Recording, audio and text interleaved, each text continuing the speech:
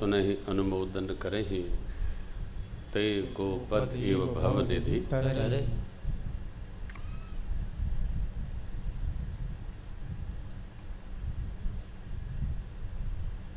भगवान श्री अत्रि महाराज से अनुमति प्राप्त कर नारायण आगे चले। मार्ग में विराट का वध हुआ। सर्वभंग जी को भगवान ने जिस प्रकार गति दी, उन्होंने भगवान में जो मिले वो लीन भये। सर्वभंग जी भगवान में लीन नहीं हुए। राम कृपा वैकुंठ सिधारा। सर्वभंग जी भगवान की प्रतीक्षा कर रहे थे। ये बड़ी विचित्र गाथा है। भगवान से जो मिला वो भगवान में ही मिला।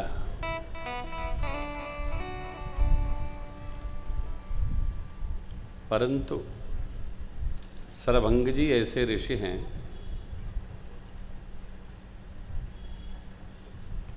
जो भगवान से यह प्रार्थना करते हैं, प्रभु हम वैकुंठ विदा लेंगे।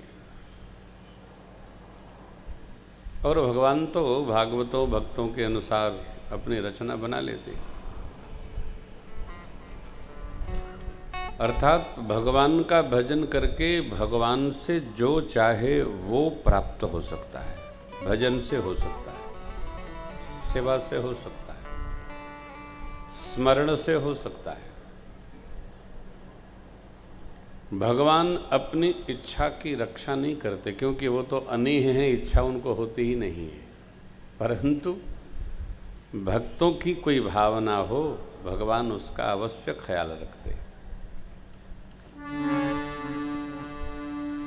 और इसका अभ्यास होता है मित्रों माताओं, इसका एक अभ्यास है, सतत अभ्यास है। भगवान की इच्छा में ही निज इच्छा मिलाने का एक अभ्यास है।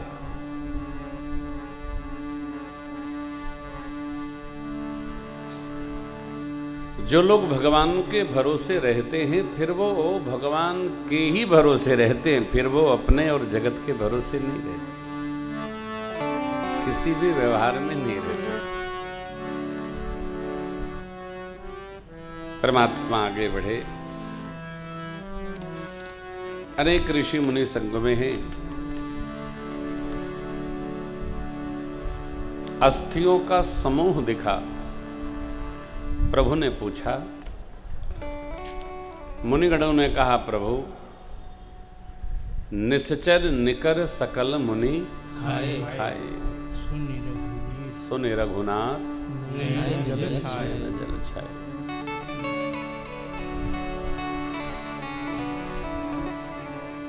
आसुरी प्रवृत्तियां सर्वकाल हर युग में उपस्थित रहती हैं।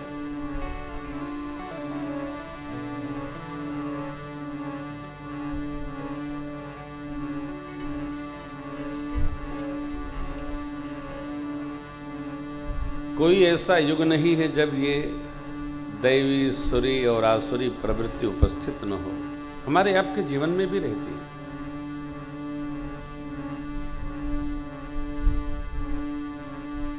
परंतु भगवत स्मरण करके और तपपूर्वक रहकर हम उन आसुरी प्रवृत्तियों पर विजय प्राप्त कर लेते। तपपूर्वक रहकर।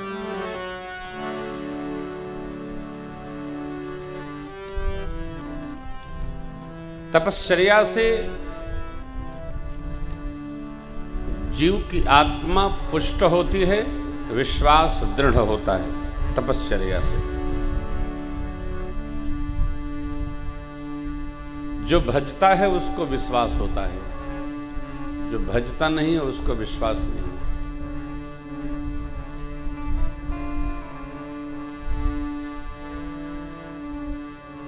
भगवान ने जब सुना तो सरकार की भुजाएं फड़क उठी और परमात्मा ने प्रतिज्ञा की, निश्चर ही न करूं मैं भुज उठाई पन की सकल मुनिन के आश्रम जाई जाई सुख दी। निश्चर हीन करऊं मही, मैं धरती को निशाचरी प्रवृत्ति से हीन करूंगा। निश्चर हीन करऊं मैं।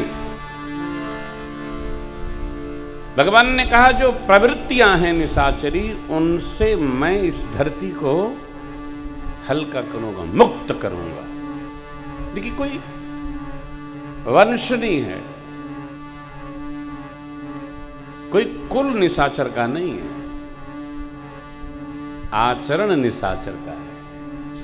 बाबा ने कहा जिनके यह आचरण भवानी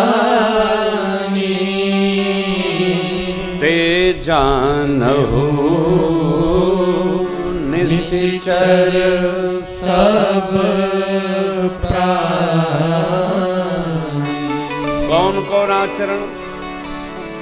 मां नहीं मां, पिता नहीं देवा, साधुन करवाई सेवा। माता पिता का जो सम्मान न करे, देव स्थलों का मान न करे, संतों से अपनी सेवा करवावे, साधुन सन करवावे सेवा। ऐसा जिनका आचरण हो, जिनके यह आचरण भवानी। किनका? अतो जो माता पिता का सम्मान नहीं करता है, जो खल है, दूसरे की संपत्ति आहरण करने में लगा है, चौर वृत्ति है जिसकी, जो बिना मेहनत किए, यत्न किए, प्रयास किए और अपने धन की अभिवृद्धि चाहता है, जुआरी।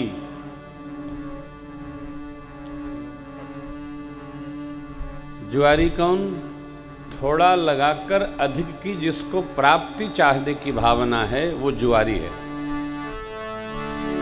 एक लगाओ 4 पाओ, एक लगाओ 8 पाओ, जितने शेयर वाले लोग हैं ये सब जुआरी है। थोड़ा लगा दो, ज्यादा पाने की कामना रखो।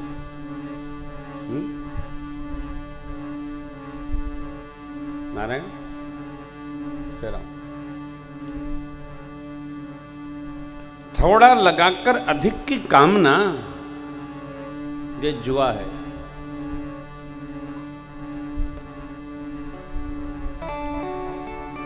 लंपट कहे कुछ, रहे कुछ लंपट।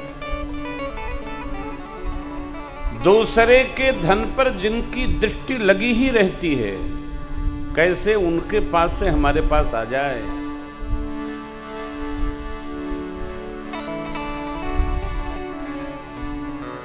परदारा,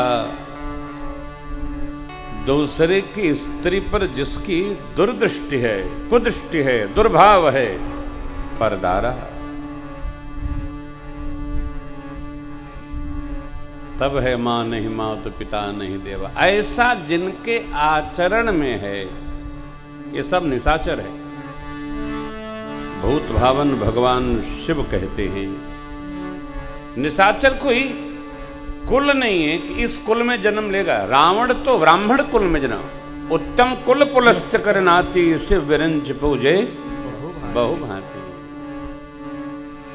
कुल से कोई श्रेष्ठ नहीं होता,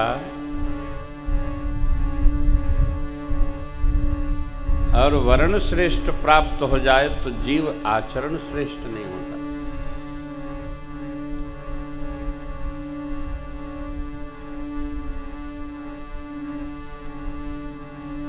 आश्चर्य नहीं करना चाहिए। हर वर्ण में हर प्रकार के लोग हैं। ये हम कथा सुनाने बैठे हैं, किसी की गाथा गाने नहीं बैठे हैं, परंतु निश्चित मानिए कम से कम जो ब्राह्मण कुल में जन्म लिया है उसको न पदभ्रष्ट होना चाहिए न पथभ्रष्ट होना चाहिए। उसको श्रेष्ठ रहना चाहिए, श्रेष्ठ होना चाहिए, श्रेष्ठ दिखना चाहिए, श्रेष्ठ समझना चाहिए। ये कब होगा? जब हम आचार श्रेष्ठ हों, विचार श्रेष्ठ होंगे। एक बार कोई हमारे निवास पर आए, अध्यापक थे, तो हमने कहा प्रसाद ले लीजिए। बोले हम लहसुन प्याज नहीं खाते हैं। तो हमने कहा हम तो खाते हैं लेकिन आज नहीं पड़ा है। तो बोले आज नहीं पड़ा है तो हम खा लेंगे। उनके साथ में कोई दूसरे भी थे, तो मेरे को देख के हंसे। बोले आप चले गए? तो बोले आपने ऐसा क्यों कहा?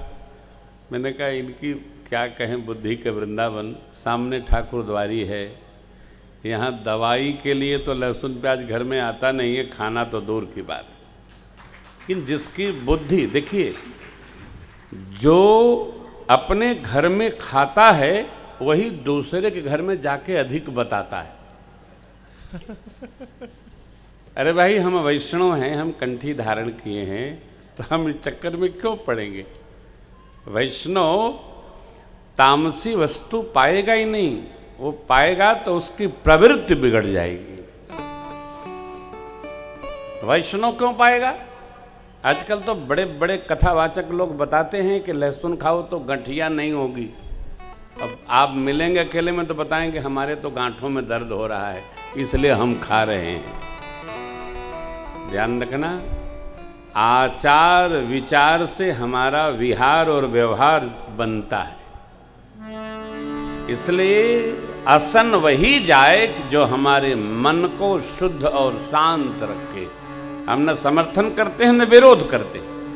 हम आपसे अवश्य प्रार्थना करेंगे, असन से हमारा जीवन बनता है। इसलिए जिस असन से हमारी प्रवृत्ति तम भाव में जाए उसको रोकिए। सात्विकता धीरे धीरे 12 साल सहजावस्था में जीने से उपस्थित होती है। हम अभ्यास करें। भगवान ने कहा निश्चरहीन करऊ महि। शिव बाबा कहते हैं तिनके जिनके यह आचरण भवानी ते जानेहु निश्चर सब। वो सब निश्चर हैं।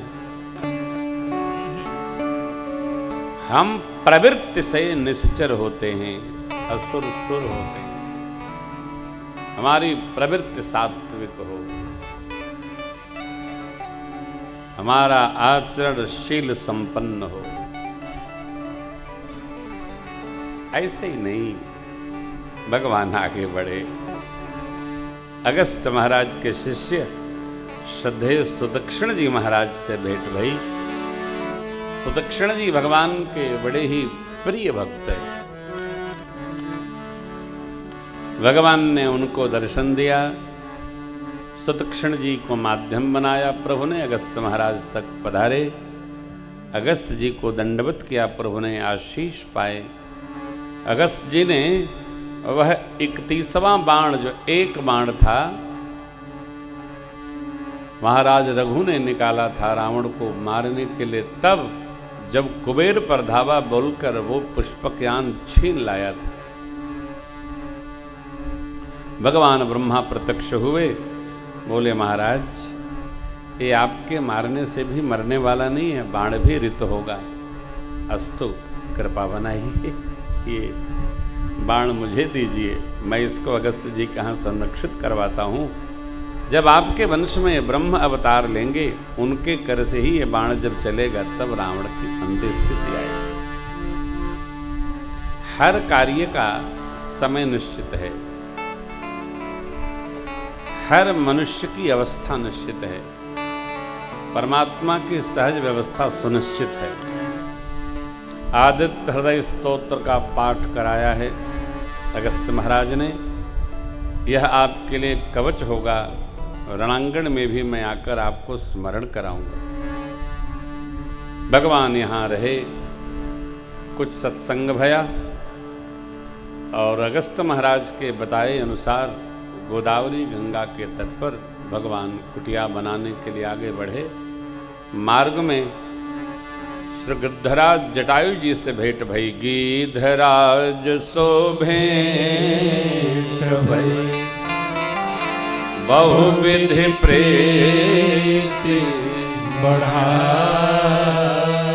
गोदावरी निकट प्रभु परण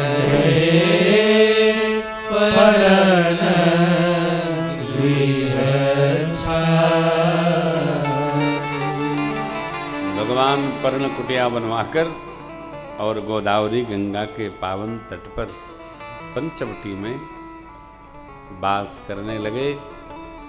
यह भगवान की दूसरी छावनी है।